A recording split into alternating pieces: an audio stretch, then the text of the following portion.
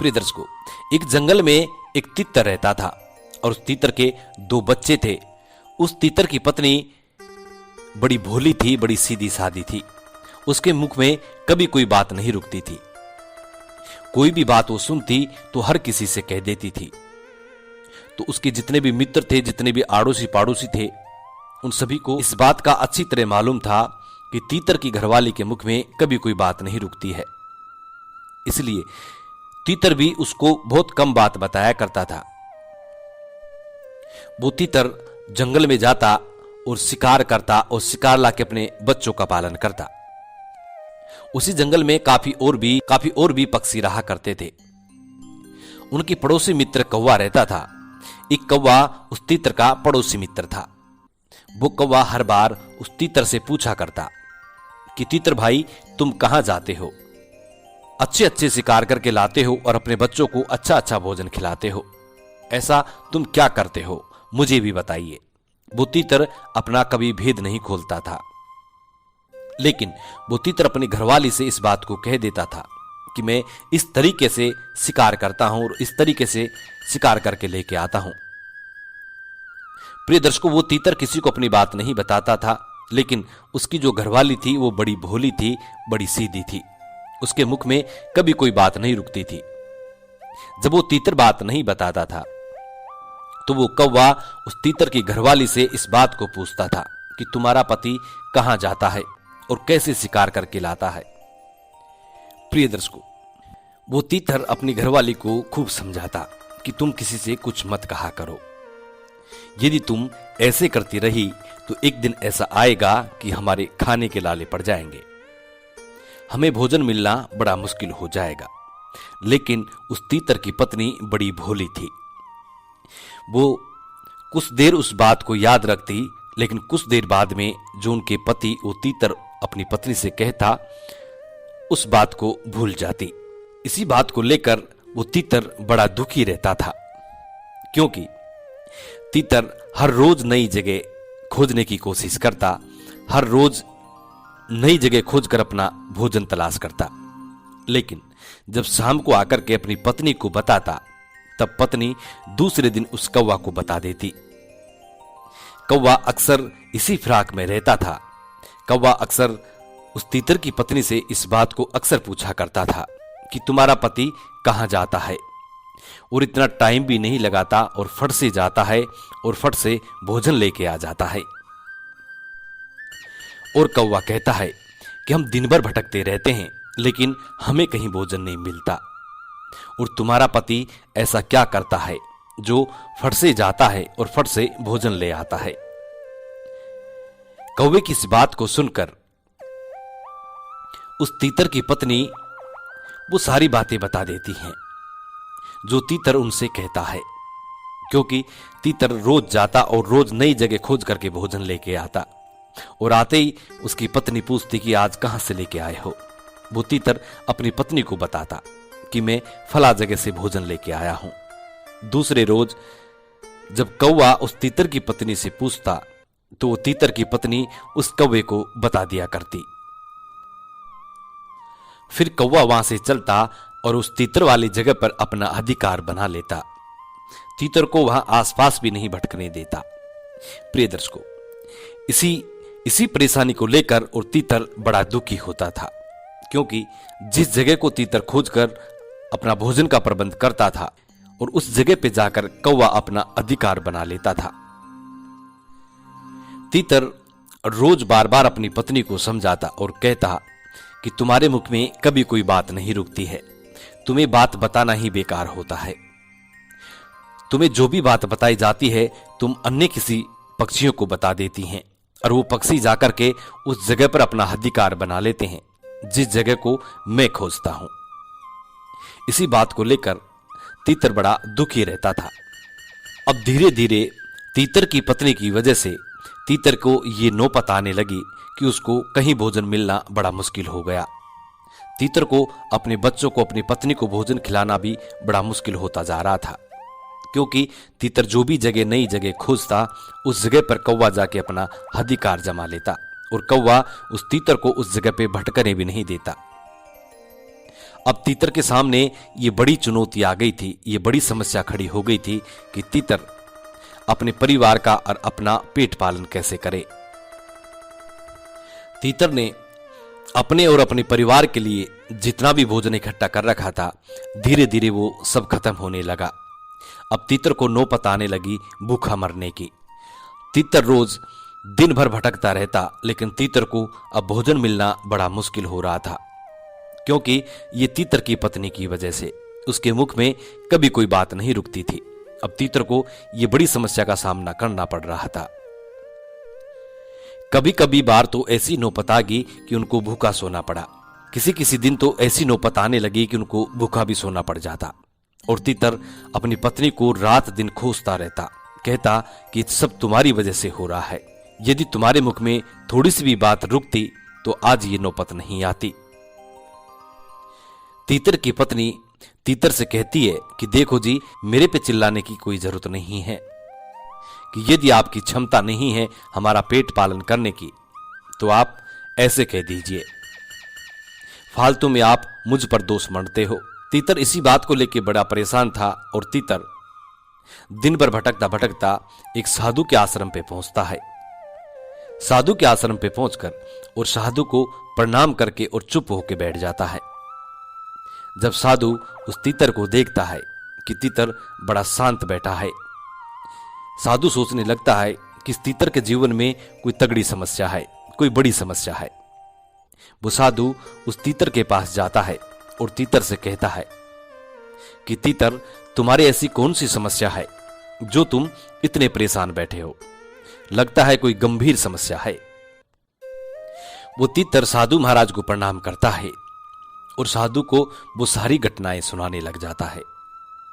वो तीतर कहता है कि साधु महाराज, मेरी पत्नी की वजह से मुझे ये दिन देखने पड़ रहे हैं। मैं हर रोज नए भोजन की खोज करता और अपना परिवार का पालन पोषण करता था, लेकिन जब मैं भोजन लेके शाम को घर जाता तो मेरी पत्नी मेरे से पूछा करती कि आज भोजन कहां से लेके आए हो, और मैं अपनी पत्नी को वो सारी बातें बता देता था।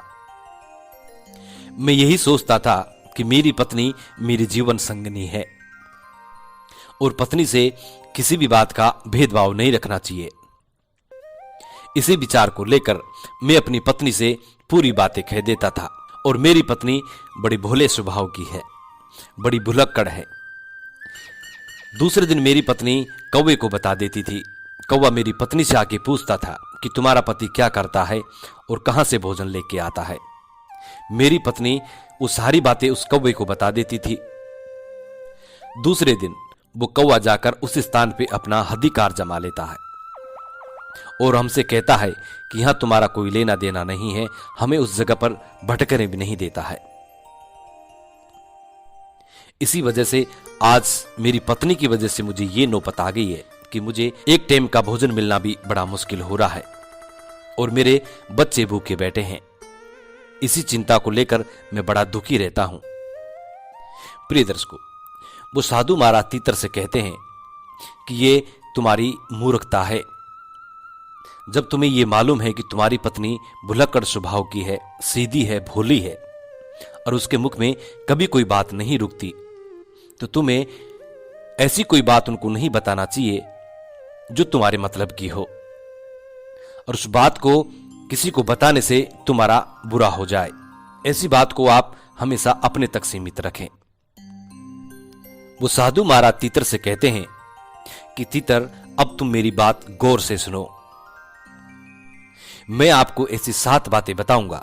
यदि आप अपने जीवन में इन 7 बातों पर अमल करोगे तो कभी भी जीवन में दुख नहीं पाओगे।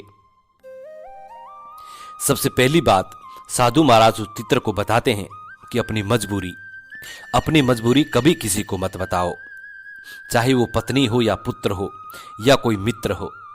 अपनी मजबूरी कभी किसी को मत बताओ। यदि आप अपनी मजबूरी किसी को बताते हैं तो सामने वाला आपकी मजबूरी का हमेशा फायदा उठाएगा और हमेशा आपको नीचा दिखाने की कोशिश करेगा। इसीलिए अपनी मजबूरी कभी किसी को नहीं बतानी चाहिए।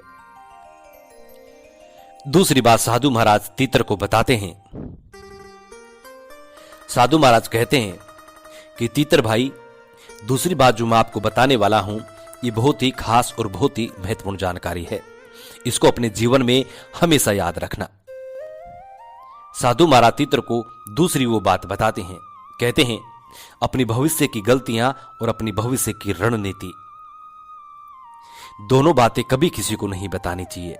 यदि आप अपनी भविष्य की गलतियां बताते हैं तो सामने वाला आपकी उन भविष्य की गलतियों को पकड़कर आपको हमेशा नीचा दिखाने की कोशिश करेगा और आपको कभी भी ऊपर नहीं उठने देगा। हो सकता है आपके बने काम को बिगाड़ दे। इसलिए अपनी भविष्य की गलतियां कभी नहीं बतानी चाहिए। और यदि आप भविष्य की रणनीति को बताते हैं तो सामने वाला आपके बने काम को बिगाड़ देगा और आप जो उससे पहले सामने वाला रणनीति तैयार कर लेगा और आपको हमेशा युद्ध में परास्त होने का खतरा होता है। इसलिए अपनी भविष्य की रणनीति कभी किसी को नहीं बतानी चाहिए।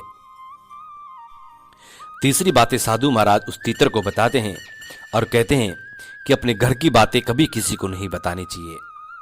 आपके घर में जो भी बातें होती हैं, पति पत्नी में होती हैं, पिता पुत्र में होती हैं, अपने घर की जो भी बातें हैं कभी किसी को नहीं बतानी चाहिए।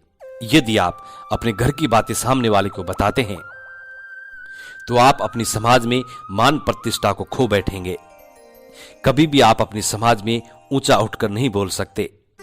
सामने वाला आपकी घर की बातों को सुनकर और वो मौके का फायदा उठाएगा। इसलिए अपने घर की बातें कभी किसी को भूलकर भी नहीं बताना चाहिए। चौथी बात साधु महाराज तीतर को बताते हैं। वो कहते हैं कि अपनी कमाई का जरिया कभी किसी को नहीं बताना चाहिए कि आप कहां से कमाई कर रहे हैं, कहां से भोजन इकट्ठा करते हैं। यदि आप अपनी कमाई का जरिया सामने वाले को बताते हैं तो हो सकता है आपकी कमाई का जरिया खत्म हो जाए और सामने वाला तुम्हारी कमाई पे जाके वो अपना अधिकार जमा ले।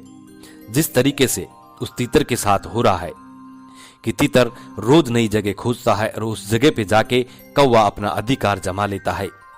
इसी तरीके से यदि आप अपनी कमाई का जरिया सामने वाले को बताते हैं तो हो सकता है सामने वाला आपकी कमाई के जरिए पे जाके अपना अधिकार जमा ले और आपकी कमाई का जरिया ही खत्म हो जाए। इसीलिए अपनी कमाई का जरिया कभी किसी को नहीं बताना चाहिए। आप क्या करते हैं, क्या नहीं करते हैं, कभी किसी को नहीं बताना चाहिए। पांचवी बात साधु महाराज तीतर को समझाते हैं और कहते हैं कि अपनी कमजोरी और अपनी ताकत ये भी किसी को नहीं बतानी चाहिए। यदि आप अपनी कमजोरी बताते हैं तो सामने वाला आपकी कमजोरी का फायदा उठाएगा और यदि आप अपनी ताकत बताते हैं तो सामने वाला आपकी ताकत को तोड़ सकता है, आपकी ताकत को खत्म कर सकता है। इसीलिए अपनी कमजोरी और अपनी ताकत भी किसी को नहीं बतानी चाहिए। कितना भी घनिष्ठ मित्र हो, कैसा भी हो, लेकिन अपनी कमजोरी और अपनी ताकत कभी भी किसी को नहीं बतानी चाहिए। छठी बात साधु महाराज उस तीतर को कहते हैं कि कभी भी जीवन में अपने मित्र और अपने शत्रु को किसी को नहीं बताना चाहिए। यदि आप अपने मित्र को किसी को बताते हैं कि फला आदमी मेरा मित्र है तो हो सकता है भविष्य में सामने वाला आपकी मित्रता ही खत्म कर दे और आपके मित्र को आपका ही शत्रु बना दे।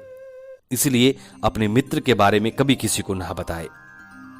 और यदि आप अपने शत्रु के बारे में किसी को बताते हैं तो हो सकता है सामने वाला आपके शत्रु से जा मिले और आपके शत्रु का बल और भी अधिक दुगना हो जाए। इससे आपको बहुत ही अधिक खतरा होता है। इसलिए कभी भी कैसा भी संकट आ जाए, कैसी भी मजबूरी आ जाए, लेकिन कभी भी अपने मित्र और अपने शत्रु के बारे में कभी किसी को नहीं बताना चाहिए। सातवीं बात साधु महाराज बताते हैं कि तीतर भाई गौर से सुनिए कि दिया हुआ दान कभी भी किसी को नहीं बताना चाहिए। यदि आप बाएं हाथ से दान देते हैं तो दाएं हाथ को भी पता नहीं चलना चाहिए। यदि आप दिए हुए दान को एक दूसरे को बताते हैं, अपनी बड़ाई के चक्कर में बताते हैं, अपनी डींगे हाँकने के चक्कर में दिए हुए दान को किसी अन्य लोगों को बता देते हैं तो आपका दिया हुआ दान व्यर्थ चला जाएगा और उसका आपको कोई फायदा नहीं मिलेगा। इसलिए दिए हुए दान को भी कभी किसी को नहीं बताना चाहिए। प्रिय दर्शकों, ये 7 बातें साधु महाराज उस तीतर को समझाता है और तीतर के मन में ये 7 बातें बिल्कुल बैठ जाती हैं। तीतर इन 7 बातों पर अमल करता है और धीरे धीरे तीतर ने अपनी पत्नी को बातें बताना बंद कर दिया। उसके बाद तीतर का जीवन पहले जैसे सुखमयी हो गया और तीतर अपना जीवन सुखी से व्यतीत करने लगा। प्रिय दर्शकों, हम उम्मीद करते हैं कि ये कहानी आपको जरूर पसंद आई होगी और इस कहानी से आप जरूर प्रेरणा लेंगे। आप कभी भी इन 7 बातों को कभी किसी को नहीं बताएंगे। हम उम्मीद करते हैं कि आपका जीवन सुखमयी होगा। मिलते हैं प्रिय दर्शकों नेक्स्ट वीडियो में। तब तक अपना ख्याल रखें। जी नमस्कार, धन्यवाद।